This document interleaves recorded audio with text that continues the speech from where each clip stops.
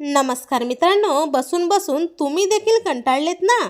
मी पण कंटाळली हो. उन्हाळ्याचे दिवस सुरू झालेत. आपण बाहेर कुठं बरं फिरत बसणार नाही का?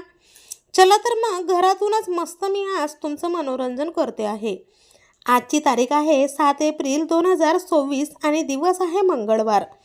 आज मी तुम्हाला मराठी सिनेसृष्टीतील गाजलेल्या सासरे व सुनेच्या जोड्या दाखवणार आहेत. काय तर मग तयार आहात ना बघायला? चला तर मग सुरू करूयात. पहिली जोडी आहे ज्येष्ठ मराठी अभिनेते महेश कोठारे आणि उर्मिला कोठारे. लेखक, दिग्दर्शक, निर्माता इतकंच नाही तर लोकप्रिय अभिनेते म्हणून महेश कोठारे यांना ओळखलं जातं. तर त्यांची सून उर्मिला कानेटकर, अहो त्यांचं लग्न झालंय, आता त्यांना कोठारे म्हणायचं. मागे याच अभिनेत्रीच्या गाडीने 2 निर्दोष कामगारांना उडवले. काय दोष होत्या बिचाऱ्यांचा, नाही का? आता तुम्हीच सांगा बरं. दुसरी लोकप्रिय जोडी आहे शिवाजी साटम आणि मधुरा वेलणकर. कुछ तो गडबड है दया असे म्हणत CID या मालिकेतून घराघरात पोहोचलेले अभिनेते शिवाजी साटम.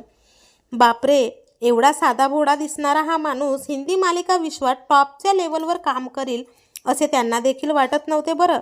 पण केलंच ना. त्यांची सून अभिनेत्री मधुरा वेलणकर अगदी साधी, सिंपल आणि राहणीमान देखील सुंदर. किती गोड हास्य, वा वा. आपल्या कामाशी काम ठेवणाऱ्या या सासरे सुनेची जोडी तुम्हाला आवडली का बरं? मला तर फारच आवडली हो. तिसरी जोडी येते आपले भाऊजी नाही का, आदेश बांदेकर आणि त्यांची सून पूजा बिरारी.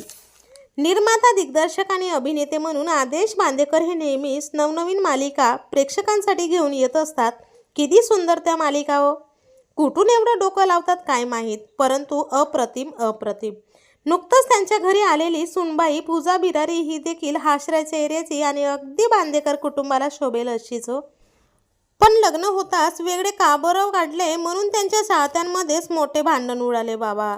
त्यांच्या घरचं तेच पाहत बसतील ना. आपल्याला काय करायचं बरं? आपल्या भेटीला येत आहेत ना, मग झालं ना, हो की नाही? चौथी जोडी येते वर्षा उसगावकर आणि रविशंकर शर्मा. रविशंकर शर्मा हे मोठे संगीत दिग्दर्शक होते, मात्र शेवटच्या क्षणी मोठे हाल झाले बरं. त्यांची सुनबाई वर्षा उसगावकर एक उत्कृष्ट नृत्यांगना आणि देखणी अभिनेत्री आहे हे आपल्याला माहीतच आहे. मात्र घरच्या वादातून त्या नेहमीच चर्चेत राहतात. सासरच्या प्रॉपर्टी देखील त्यांना मिळालेली नाही. आता का नाही मिळाली हे जाणून तुम्ही काय करणार? त्यांनीच तर अतोनात प्रॉपर्टी आपल्या एकटीच्या हिमतीवर कमवून ठेवलं. पण आता विचार येतो की त्यांची प्रॉपर्टी कुणाला होणार बरं? सांगाल का थोडे मला? पाचवी जोडी येते अभिनेत्री प्रिया मराठे आणि श्रीकांत मोघे यांची. मराठी सिनेसृष्टीला लाभलेले हे 2 हिरे. श्रीकांत मोघे यांनी अनेक गाजलेल्या चित्रपटात भूमिका साकारून अनेक वर्ष मराठी सृष्टी गाजवली. मात्र या अभिनेत्याचा मोठा वाईट शेवट झाला. त्यांची देखणी सून दिवंगत अभिनेत्री प्रिया मराठे. काय चूक त्या बिचारीची, किती त्या वेदना. असं का केला रे देवा तू? या भोड्या भाड्या अभिनेत्रीचा किती वेदनादायी अंत केला तू. मरणाच्या वाटेला लागली तरी देखील काम करत राहिली. बिमारीची माहिती कुणालाही कळू दिली नाही. किती त्या वेदना तिने सहन केल्या. प्रिया, तू लवकर परत ये ग. तुझ्या शांतनू तुझी खरंच खूप वाट बघत आहे घरी. एकटाच पडलाय ना तो. त्याच्या सुख आणि दुःख जाणून घेण्यासाठी घरी आता कुणीच उरलेलं नाही. त्यालाही तुझ्या आठवणीत ओक्साबोक्सी रडावंसं वाटतं. मात्र तो पुरुष आहे, कुठेही रडू शकत नाही.